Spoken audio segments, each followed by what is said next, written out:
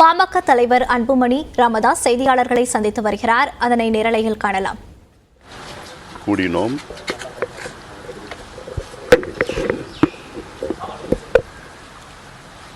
விக்கிரவாண்டி இடைத்தேர்தல் சம்பந்தமாக விவாதம் செய்தோம். எங்களுடைய முடிவை எங்களுடைய கூட்டணி கட்சி தலைவருடன் பேசி எங்களுடைய முடிவை உங்களுக்கு தெரிவிப்போம்.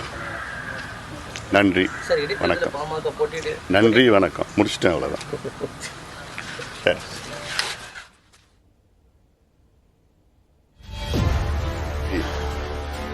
இடைத்தேர்தல் சம்பந்தமாக விவாதம் செய்தோம். எங்களுடைய முடிவை எங்களுடைய கூட்டணி கட்சி தலைவருடன் பேசி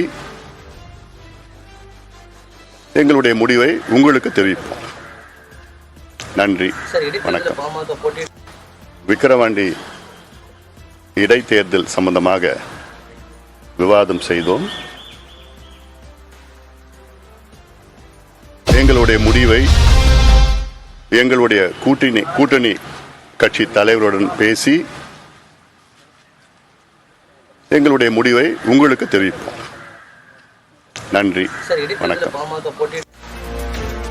விக்கிரவாண்டி இடைத்தேர்தலில் போட்டியிடுவது பற்றி கூட்டணி கட்சிகளுடன் பேசி முடிவெடுக்கப்படும் என அன்புமணி ராமதாஸ் செய்தியாளர் சந்திப்பில் கூறியிருக்கிறார். விக்கிரவாண்டி இடைத்தேர்தலில் போட்டியிடுவது பற்றி கூட்டணி கட்சிகளுடன் பேசி முடிவு செய்யப்படும் என அன்புமணி ராமதாஸ் விளக்கம் அளித்துள்ளார். தற்போது கிடைத்திருக்கும் அண்மை செய்தியாக பார்த்து வருகிறோம்.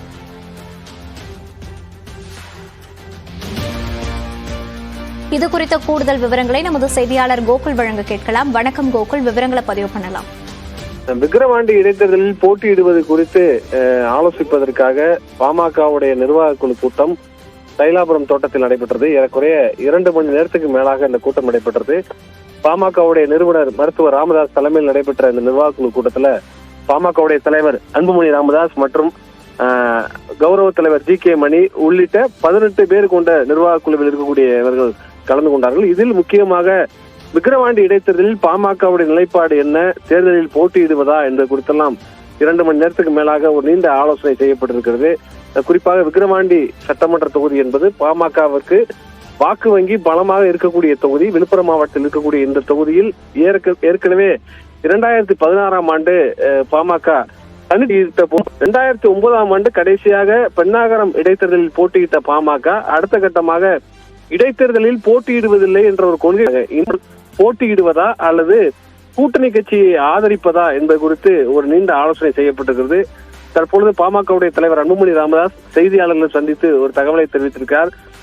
கூட்டணி கட்சியோடு கலந்து பேசி இறுதியாக முடிவு எடுக்கப்படும் என்ற ஒரு தகவலை தெரிவித்திருக்கார். பாஜக சார்பிலையும் போட்டியிடுவதற்கு சிலர் ஆர்வம் தெரிவிச்சிருக்காங்க.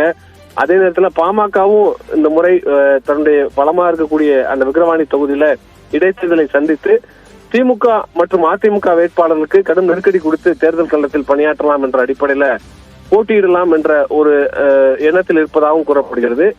பாஜகவுடைய தலைவரோடு பேசி ஒரு இறுதி முடிவு எடுக்கப்படும் என்று அன்புமணி ராமதாஸ் தற்பொழுது தெரிவித்திருக்கார். மோனிஷா, விவரங்களுக்கு நன்றி கோகுல்.